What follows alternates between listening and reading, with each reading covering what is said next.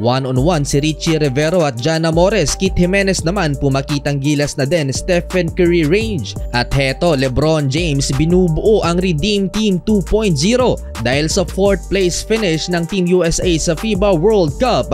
Nagpahayag na ng interes ang mga NBA superstars na maglaro sa United States sa paparating na 2024 Paris Olympics. Ayon kay Shams ng The Athletic, mga idol, pangungunahan ni LeBron James ang bubuuing roster ng mga NBA superstars. Nakipag-usap na di umano si LBJ kay Stephen Curry, Kevin Durant, Anthony Davis, Jason Tatum at Draymond Green na handa naman daw na sumali sa lineup.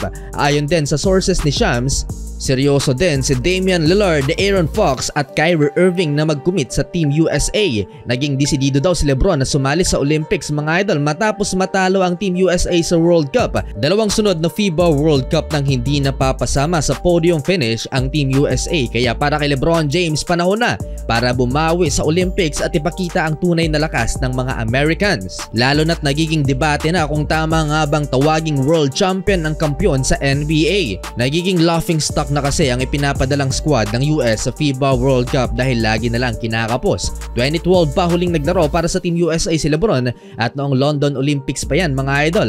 Magta 39 years old na si LBJ ngayong December at next year 35 years old na din si KD na target makuha ang kanyang pang-apat na gintong medalya sa Olympics. Tatawaging Redeem Team 2.0 ang team na to kung sakali at posibleng last dance ni KD at LBJ with Team USA Basketball. Si Stephen Curry naman wala pang Olympic gold medal pero may 2 World Cup championship title na. Eto na lang ang kulang kay Stephen Curry sa kanyang professional basketball career, ang Olympic gold.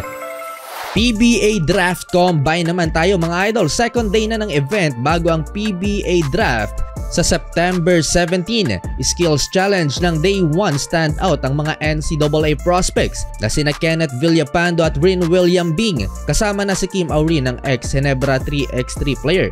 Total of 128 applicants ngayong draft. Dahil wala si Justin Baltazar, dalawang big man ang dapat abangan ng mga koponan, si Tsutonomi Tatayeshi at Ken Marcarino, ang ex-B League player. Sa Day 2 sa 5-on-5 games, mga idol, matunog ang pangalan at inaabangan sina Kit Jimenez, Richie Rivero at nakatapat niya ang controversial naman na laro na si Jan Amores. Nagka 1-on-1 pa si Richie at Jan Amores, mga idol.